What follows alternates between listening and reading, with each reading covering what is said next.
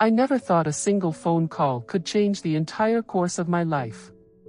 But that's exactly what happened the night my lawyer called and said 5 words that left me breathless. Your grandfather left you everything.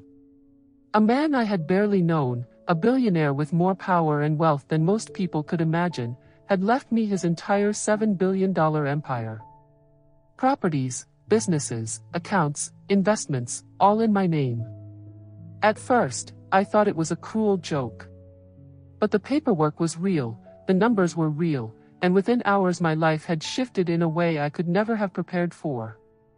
What I didn't know then was that my biggest battle wouldn't be about managing billions, it would be about surviving the people closest to me.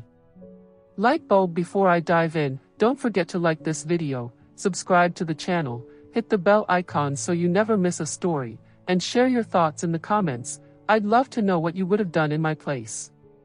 My name is Elena, and this is how I learned that money doesn't always bring freedom, sometimes it brings war. The news spread faster than wildfire. I didn't even have time to process the fact that I was now one of the wealthiest women in the country before my phone started buzzing with messages, calls, and sudden check-ins from people who had ignored me for years. Old friends, distant relatives, even neighbors I barely remembered were suddenly reaching out. But the most shocking reaction came from my own parents. Let me be clear, my relationship with them had never been easy. My parents always made me feel like I wasn't enough. Nothing I did pleased them, nothing I achieved was ever worthy of their approval. My sister, however, was their golden child. Every penny, every ounce of affection, every ounce of pride, it all went to her. I was simply the background character in my own family. So when they found out that I, the forgotten daughter, had been chosen to inherit Grandpa's empire, their world shattered. The first call from my mother was icy. So, you've been keeping secrets, she said flatly. I didn't even know, Mom, I answered honestly. It was as much a surprise to me as to you. Don't play innocent, Elena. You knew what you were doing. And now it's time to do the right thing. That money belongs to the family. Hand it over. I remember staring at my phone in disbelief. I had just lost my grandfather, I was still processing grief, confusion, and the sudden burden of responsibility, and my mother was already demanding billions as if it were pocket change. But it didn't stop there.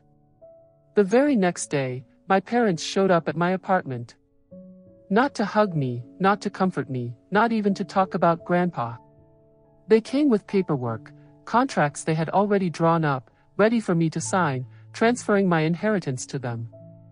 Think of your sister, my father said sternly. She deserves a fair wedding, a proper house, the kind of life we've always wanted for her. You can't be selfish, Elena. This money isn't yours. It's the family's. Their words cut deeper than they realized. Because here's the truth, they had never thought of me as part of the family. I was useful only when they needed something. And now that I had been given something they couldn't control, they wanted to strip it away. I tried to stay calm. Dad, Mom. Grandpa left it to me for a reason.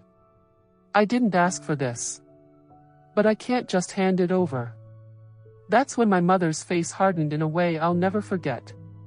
If you refuse us, Elena, she whispered, you'll regret it. Don't make us your enemies. I should have been afraid, but instead, I felt something else rising inside me, something I had never felt around them before. Strength. Because for the first time in my life, I realized I had power. Not the kind that comes from billions in the bank, but the kind that comes from finally seeing the truth. My parents didn't love me the way I had hoped. They loved what they could take from me. And now, I had something they couldn't stand to see in my hands. That night, I didn't sleep. I kept pacing my apartment, the city lights flashing through my windows, my phone buzzing non-stop with angry texts from my mother. Each one more manipulative than the last. You're tearing this family apart. You'll lose us forever. Your sister deserves better than this. By morning, the decision was clear. I wasn't going to give in. Not this time. But I had no idea just how far they would go to try and break me. Because when I refused to sign their papers, my parents decided to take the fight somewhere I never expected, the courtroom. The moment my parents threatened to take me to court, something in me snapped. For years, I had been the quiet one in the family, the girl who avoided conflict, who swallowed her pain, who let everyone else win because it was easier than fighting. But standing in my living room, holding those unsigned papers, I realized something. I had nothing left to lose by standing up for myself. Within a week, the court summons arrived. I remember holding the envelope, my hands shaking, not because I was scared of losing money, but because I was finally seeing the lengths my own parents would go to in order to strip me of everything. The claim was shocking. They were suing me for unlawful inheritance and demanding the $7 billion be transferred to them, insisting that Grandpa had been manipulated or confused when writing his will. Manipulated. That word burned me alive. I had barely known my grandfather growing up. He had always been this mysterious figure in our family, distant but respected, with rumors swirling about his wealth and strict ways. My parents always said he didn't like visitors, that he was cold and unloving, so I stayed away. But then I remembered the letters. When I turned 18, a letter had arrived from him, written in his sharp, careful handwriting. In it, he told me he had been watching from a distance. That he saw how differently I was treated compared to my sister. That he admired my independence, even though it seemed like weakness to others. He told me that one day, I would understand why he couldn't be closer, but that he believed in me. At the time, I didn't think much of it. But now, holding the lawsuit in my hand, I realized, Grandpa had chosen me for a reason. He hadn't been confused. He hadn't been manipulated. He had been deliberate. The weeks leading up to the first court hearing were chaos. My parents waged war against me in the press, leaking stories that painted me as ungrateful, irresponsible, and unworthy of the inheritance. Tabloids ran wild with headlines: estranged granddaughter stole fortune, parents betrayed by greedy child. Everywhere I went, people stared. Some pitied me, some despised me. And then came the messages from relatives. Aunts, uncles, cousins, all demanding I do the right thing and hand over the money. Some begged, some threatened, some said things so cruel I still can't repeat them. For the first time in my life, I felt completely alone. But I wasn't. The one person who stood by me was Grandpa's longtime lawyer, Mr. Harris. A stern, gray-haired man with a sharp mind and a loyal heart, he called me into his office one afternoon, just days before the trial. "Elena," he said, sliding a thick folder across his desk, "your grandfather knew this would happen. He left more than just money. He left proof." Inside the folder were documents, medical evaluations showing Grandpa's mind had been perfectly clear when he signed the will. Recordings of meetings where he openly discussed why he wanted me to inherit. And then, the most powerful thing of all, a letter addressed directly to the court, sealed until the day it would be needed. As I read his words, my eyes filled with tears. He spoke about my strength, about my resilience, about how he saw through the lies and greed that surrounded him. He explained that he had kept his distance from the family not because he didn't care, but because he couldn't stand the way my parents treated me. He wrote that he was leaving me his empire because he believed I had the heart to protect it, not exploit it. It was the first time in years I felt truly seen. The morning of the trial, I walked into the courtroom with trembling hands but a steady heart. My parents sat on the opposite side, dressed sharply, their expressions a mix of arrogance and cold determination. My mother didn't even look at me. My father gave me a thin smile, the kind that said he thought victory was already his. Their lawyer wasted no time. He painted me as a manipulative granddaughter who had swooped in at the last moment to take advantage of a frail, confused old man. He spoke about my lack of contribution to the family, how I had been distant and uninvolved, unlike my sister who had sacrificed everything for our parents. Every word twisted the knife deeper, not because it was true, but because it was the same story I had been fed my entire life, that I wasn't enough. When it was my turn to speak, I felt my throat tighten. But then I remembered Grandpa's letter, his words echoing in my mind, "You are stronger than you know." I stood up, my voice steady, and said, "Your Honor, I didn't ask for this inheritance. I didn't even know it was coming. But my grandfather made a choice, and he made it with a clear mind. This case isn't about legality, it's about greed. And I won't let my parents rewrite the truth of who he was and what he wanted." Mr. Harris then presented the evidence. The medical reports. The recordings. The sealed letter. As the judge read Grandpa's words aloud, the courtroom fell into silence. My parents' confident smirks vanished, replaced with pale shock. The words were undeniable. Grandpa had chosen me not by accident, not out of confusion, but with full intention. Still, my parents didn't back down. Outside the courtroom, they confronted me directly.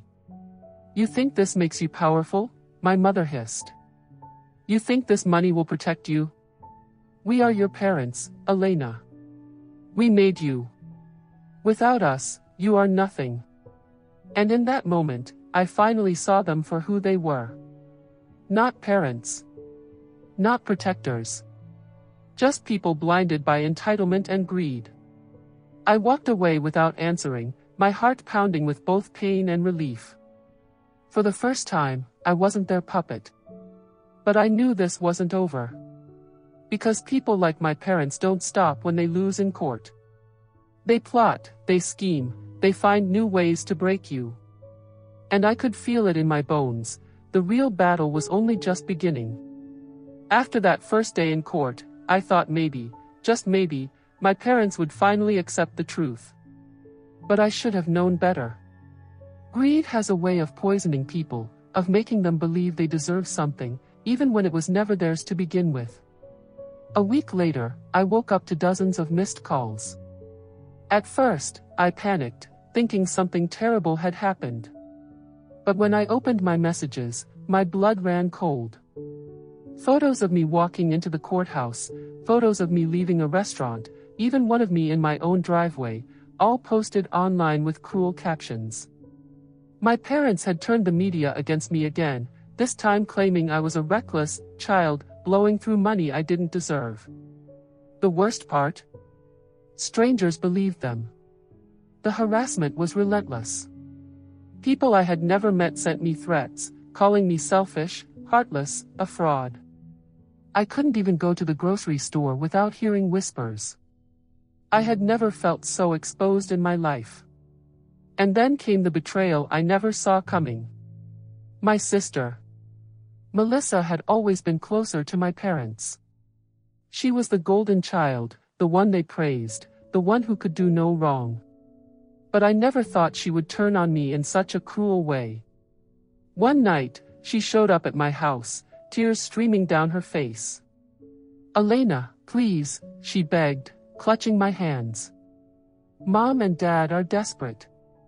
They just want security. Can't you give them something? Even a fraction of the inheritance? You don't need all of it." For a moment, my heart softened. This was my sister. The little girl I had once read bedtime stories to, the one I protected from bullies at school. But then I noticed her nails, freshly manicured. Her shoes, designer. And the subtle way her eyes darted around my living room, lingering on the expensive artwork, the new furniture, the life she thought should belong to her. That's when I realized, she wasn't here for peace. She was here as their messenger. "Melissa," I said, pulling my hands away, "this money wasn't meant for you. It wasn't meant for Mom or Dad. Grandpa made his choice, and I won't dishonor him by giving it away." Her face hardened. The tears dried instantly. "You'll regret this," she spat before storming out. And I did regret it, not because I doubted myself, but because I knew what was coming next. The final hearing. The courtroom was packed that day. Journalists filled every seat, cameras clicked furiously, and the tension was suffocating. My parents walked in with Melissa by their side, their heads held high like royalty entering their kingdom. They were confident, smug, as though the outcome was already written in their favor. Their lawyer spoke first, and his words were venom. He accused me of isolating Grandpa, of manipulating him into changing his will, of cutting my parents out intentionally. He waved photos of Melissa by Grandpa's bedside, painting her as the devoted granddaughter who deserved everything. And then, as if rehearsed, Melissa broke down crying on the stand, claiming Grandpa had promised her the inheritance. It was a masterful performance, and for a moment, even I began to fear the judge might believe her. But then it was our turn. Mr. Harris stood tall, his voice calm but firm, as he laid out the truth. He played recordings of Grandpa praising my independence, my strength. He showed the medical documents proving Grandpa's mind was sound. And finally, he unsealed the second letter, one Grandpa had written specifically for this day. In it, Grandpa wrote about each member of the family. About my parents' greed, about Melissa's entitlement, about the years of disappointment he had endured watching them fight over scraps while ignoring the values that truly mattered. And then, he wrote about me. He said I was the only one who never asked him for anything. That I had built a life on my own terms, without expecting handouts. That I had the courage to walk away when others tried to break me. As the judge read those words aloud, I glanced across the courtroom. My parents' faces were pale, their confidence shattered. Melissa's tears had dried, leaving only rage. But I wasn't prepared for what happened next. The judge leaned forward, his voice steady and clear. The will stands. The inheritance belongs to Elena, as was the clear and intentional wish of her grandfather. Case dismissed. The sound of the gavel echoed like thunder. I should have felt victorious. And in a way, I did. But as I walked out of that courtroom, past the flashing cameras and shouting reporters, all I felt was an ache in my chest. Because this wasn't just about money. It was about family. And mine had been destroyed beyond repair. In the weeks that followed, my parents cut all contact with me. Melissa blocked my number. The house I once dreamed of filling with laughter and love now felt like an empty fortress. For the first time, I understood the price of winning. But I also understood something else. Grandpa hadn't chosen me because he wanted me to be rich. He had chosen me because he believed I could rise above the ugliness of greed. That I could carry his legacy with dignity, even when it meant standing alone. So that's what I did. I established a foundation in Grandpa's name, dedicated to helping underprivileged students build their futures. I funded hospitals, scholarships, shelters. Every dollar I spent was a reminder that his trust in me wasn't misplaced. And slowly, the noise faded. The headlines died down. The whispers stopped. People stopped seeing me as the girl who stole an inheritance and started seeing me as someone who built something greater with it. As for my parents and sister, I don't know where they are now. Sometimes I wonder if they ever think of me, if they ever regret what they did. But I don't dwell on it anymore. Because in the end, I realized something Grandpa had known all along: true wealth isn't measured in billions of dollars. It's measured in integrity, in love, in the strength to do what's right even when it costs you everything. And though I lost a family, I gained something far more powerful: freedom. My name is Elena, and this is the story of how my grandfather's gift didn't just change my life, it revealed the truth about the people I once called family.